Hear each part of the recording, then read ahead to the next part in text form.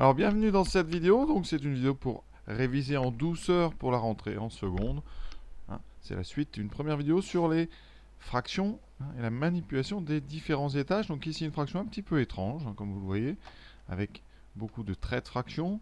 Donc le égal, très important, est au niveau ici entre le 5 et le 6. Et donc si on devait lire cette fraction, déjà, qu'est-ce qu'on lirait? Alors pour son numérateur, le numérateur de cette fraction, quel est-il? Ce numérateur, c'est 4 cinquièmes, ça c'est facile. Son dénominateur est beaucoup plus grand, vous voyez, c'est toute cette fraction ici à 4 étages. Donc si on devait lire ça, qu'est-ce que ça serait? Alors c'est compliqué à lire parce que ici, vous avez 6 sur 7, mais 6, donc c'est 6 sur 7 divisé par 8, puis le tout divisé par 9. Donc qu'est-ce qu'on doit faire? La première étape, ça va être évidemment de transformer la fraction qui est au dénominateur. Donc cette fraction ici avec 4 étages. Donc on est parti, on va la faire séparément pour éviter de mélanger. Alors, il y a plusieurs façons de traiter ce genre de problème, et donc évidemment on va essayer de voir un petit peu les différentes façons. Donc d'abord, première méthode, c'est donc de s'attaquer à la fraction qui est au dénominateur. Donc cette fraction, c'est 6 sur 7, donc 6 sur 8 et sur 9. D'accord? Alors comment peut-on déjà présenter ça? Et bien sûr, on doit transformer le égal, vous allez le mettre ici, au niveau du grand trait de fraction. C'est donc la fraction 6 septièmes divisé par 8, le tout divisé par 9. Donc on va, une fois qu'on a ça, s'attaquer cette fois-ci au numérateur, c'est-à-dire ici, à cette fraction-là. C'est celle-là qu'on va commencer à transformer. Et ça, c'est la première méthode. Donc je transforme 6 sur 7 sur 8. Alors comment on peut transformer? Déjà, on va laisser sur 9. Ensuite, un rappel important qu'on a déjà fait dans la première vidéo, dans la précédente, c'est que 6 septièmes sur 8, ici, ça fait 6 septièmes sur 8, c'est donc une division d'une fraction par un nombre. On peut donc dire que c'est 6 septièmes multiplié par l'inverse de 8. Ici, 8 c'est 8 sur 1, donc c'est 6 septièmes multiplié par 1 huitième. Donc, vous obtenez 6 fois 1, produit de fraction, on multiplie entre les numérateurs, divisé par 7 fois 8. Donc ici, 7 fois 8, 56. Donc notre fraction ici, c'est 6 sur 7 fois 8. Et on refait la même chose, une fraction divisée par un entier, c'est donc 6 sur 56, multiplié par l'inverse de 9, qui va donc être 1 neuvième. Conclusion, en haut on aura donc 6 fois 1, 6, et on aura donc 56 fois 9. Donc vous voyez, on a réussi à transformer la fraction du dénominateur, au départ, en une seule fraction. Alors on fera les calculs plus tard. Conclusion, notre fraction y, elle vaut donc 4 cinquièmes divisé par 6 sur 56 fois 9.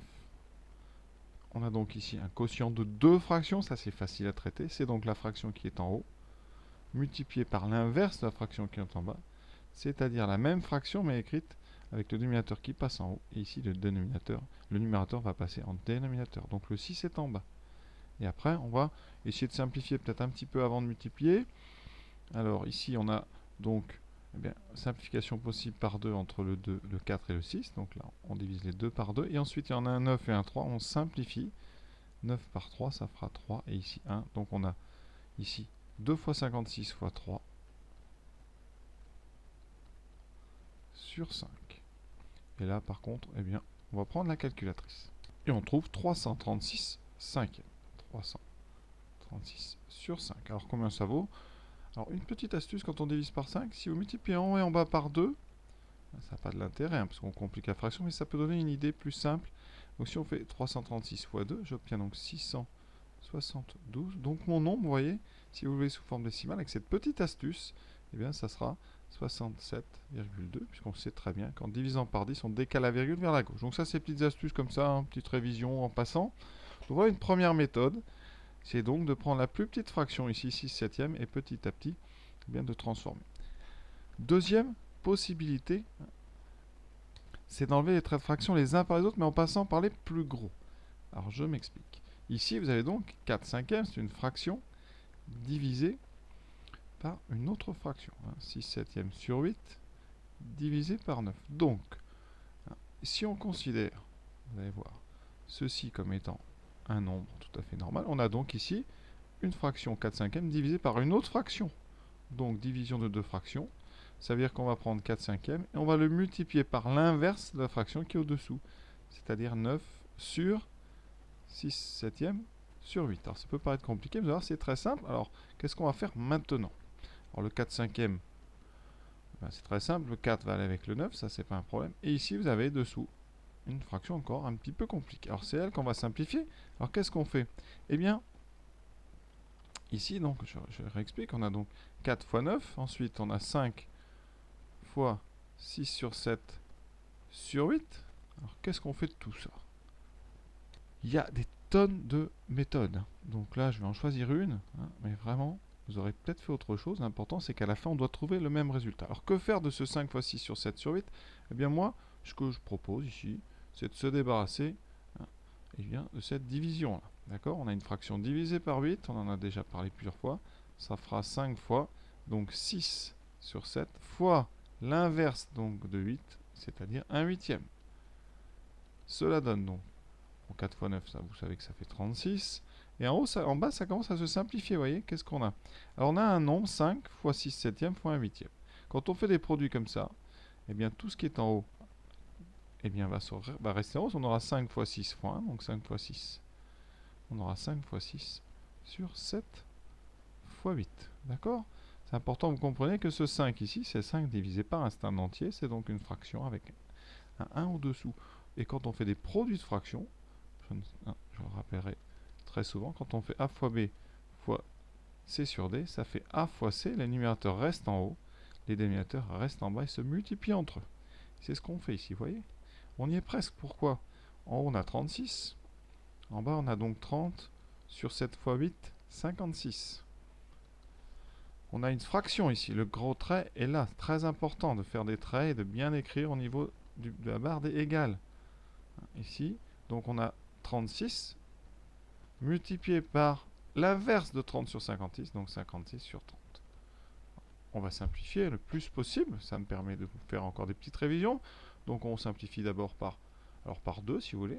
Ici on simplifie ça et ça par 2, donc 36 par 2 ça fait 18, ici ça fera 15.